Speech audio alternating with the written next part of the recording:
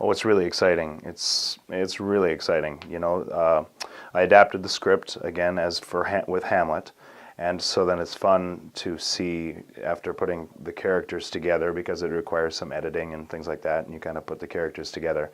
I just get excited to see people up there and then making them their own and starting to what they come up with and what they surprise you with, and oh, I never thought of it like that. And so it's very exciting to see. At times you do have to just be heartless, as I've said before. You kind of have to be heartless.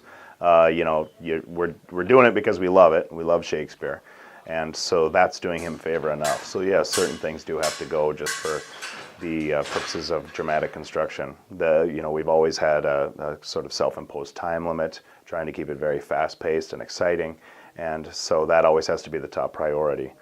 At the same time, you do want to try to get a flavor for every scene and for every character that Shakespeare put in there for very important reasons.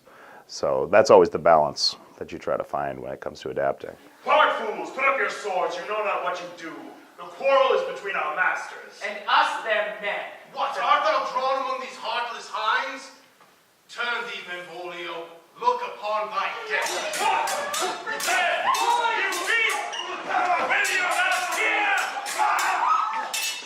Well, we did our first Shakespeare production, Hamlet, about 1.5 years ago, and we received really good response from that, and the actors really enjoyed the challenge of doing Shakespeare, and so we wanted to try it again. And so this time we decided on Romeo and Juliet. If I profane with mine unworthiest hand this holy shrine, the gentle fine as this, my lips, two blushing pilgrims ready stand, a smooth, rough touch, the tender kiss. Good pilgrim, you do wrong your hand too much. Which mannerly devotion shows in this? For saints of hands that pilgrims' hands do touch, from palm to palm, as holy palmers kiss.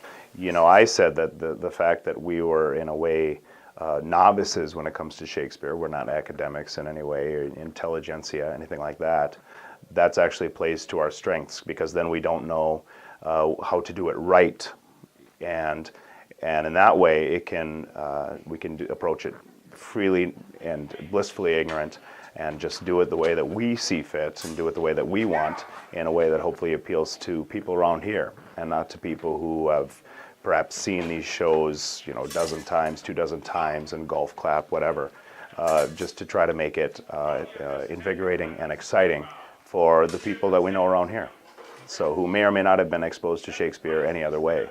And every character is imbued with life and imbued with challenges particular to that character, and so then you try to solve those problems. So all of that just becomes exciting, and then you're not worrying about how much time do I get on stage, how much time am I in front of the audience. So in that sense, to me, minor characters have the potential to be just every bit as exciting as large ones. And then in terms of watching other people, again, just to see people do things that are different than how I would have envisioned it, different than how I would have done it. And that's not bad. That's a good thing. That's exciting. Then I'm like, oh, I never thought of that, that way, or oh, I wouldn't have done it that way. But that's interesting. Again, that's interesting to me. And so I find that very exciting. In love. Out. Love? Not for favor where I am in love. I'm Romeo's cousin.